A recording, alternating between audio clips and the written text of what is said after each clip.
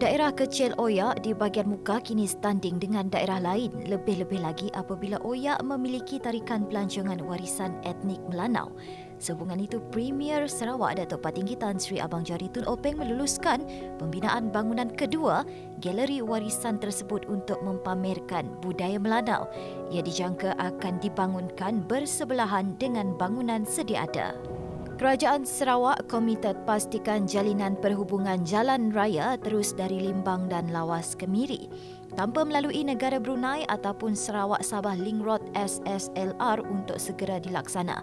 Selain itu, Kerajaan Persekutuan yang telah meluluskan pembinaan lapangan terbang baru Lawas turut diminta memberi perhatian kepada isu jalan perhubungan di utara Sarawak yang membabitkan laluan memasuki negara Brunei serta jalan yang menghubungkan sempadan Indonesia terus ke Lawas melalui Long Lopeng.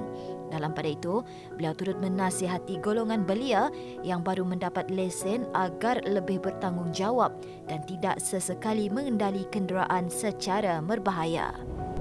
Tugas sebagai seorang wartawan bukanlah kerja yang mudah. Pelbagai cabaran yang dilalui para pengamal media demi menyebarkan maklumat kepada masyarakat. Justru wartawan layak mendapat penghargaan yang sewajarnya atas jasa mereka berbakti dari segi penulisan berita.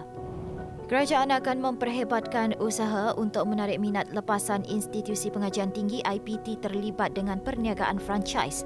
Menteri Perdagangan Dalam Negeri dan Hal Ehwal Pengguna KPD NHEP, Datuk Seri Alexander Nantalinggi berkata, ini kerana perniagaan itu lebih mudah untuk dimulakan dan boleh menjana pendapatan yang lebih stabil. Jelas Nanta, berdasarkan rekod pada 2020, industri franchise meraih jualan mencecah 14.6 bilion ringgit berbanding 13.3 bilion ringgit pada tahun 2019. Tokoh perniagaan dan pelabur Jepun masih yakin dengan Malaysia sebagai hub dan destinasi pelaburan. Menurut Perdana Menteri Datuk Seri Ismail Sabri Yaakob dalam sesi lawatan kerja rasminya, beliau telah mengadakan sesi libat urus dan ramah mesra bersama hampir 30 syarikat terkemuka Jepun di mana mereka menyatakan hasrat untuk meneroka peluang perdagangan dan meningkatkan pelaburan di Malaysia. Kata Ismail Sabri, terdapat sebuah syarikat Jepun yang berminat dan telah mengenal pasti lokasi bagi memulakan operasinya di Malaysia untuk mengeluarkan kanta lekap bagi pasaran serantau.